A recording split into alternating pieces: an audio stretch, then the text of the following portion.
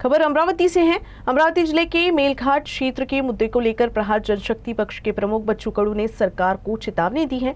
उन्होंने 1 से 9 मार्च तक 250 किलोमीटर की संघर्ष यात्रा शुरू की, जिसका उद्देश्य मेलघाट के लंबित प्रश्नों की ओर सरकार का ध्यान आकर्षित करना है।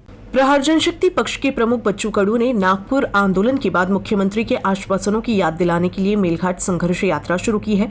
करीब 250 किलोमीटर लंबी ये पदयात्रा सलोना से चिकलदरा तक निकाली जा रही है। कडू का कहना है कि इस यात्रा का उद्देश्य मेलघाट क्षेत्र के प्रलंबित मुद्दों पर सरकार का ध्यान खींचना है। उन्होंने कहा कि स्वतंत्रता के दशकों बाद भी यहाँ के आदिवासी नागरिक पीने के पानी, बिजली, शिक्षा और स्वास्थ्य जैसी मूलभूत सुविधाओं से वंचित है। कडू ने मनरेगा नीति, घरकुल योजना के बड़े खर्च और क्षेत्रीय विकास की कमी पर भी सवाल उठाए।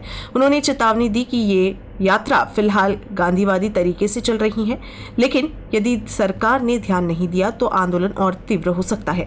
कडू ने सरकार से सकारात्मक दृष्टिकोण अपनाकर मेलघाट के मुद्दों का समाधान करने की अपील की। सुरू होणारी यात्रा जे आश्वासन दिलं होतं नागपूरच्या आंदोलनानंतर मुख्यमंत्र्यांनी, त्याची आठवण करून देण्यासाठी आम्ही ही पायपीट करतोय। आणि दुसरी गोष्ट का मेळघाटचा जो तिथल्या मूळ लोकांचा जो संघर्ष आहे त्याला विराम भेटला पाहिजे।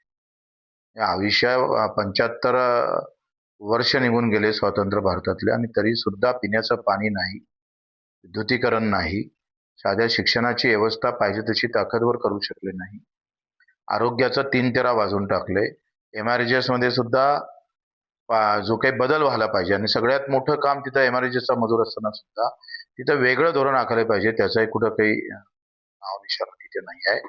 आणि या सगळ्या संदर्भात साधं घरकुलाचा एक ट्रॅक्टर जर आणतो तर ते 10,000 रुपये द्यावं लागतं। म्हणजे प्लेन एरियापेक्षा मेळघाटमध्ये एका ट्रॅक्टरवर 5 ते 10,000 रुपये जास्त द्यावं लागतं। मग या सगळ्या विषयावर धरून आम्ही ही संघर्ष यात्रा सुरू करतो आहे।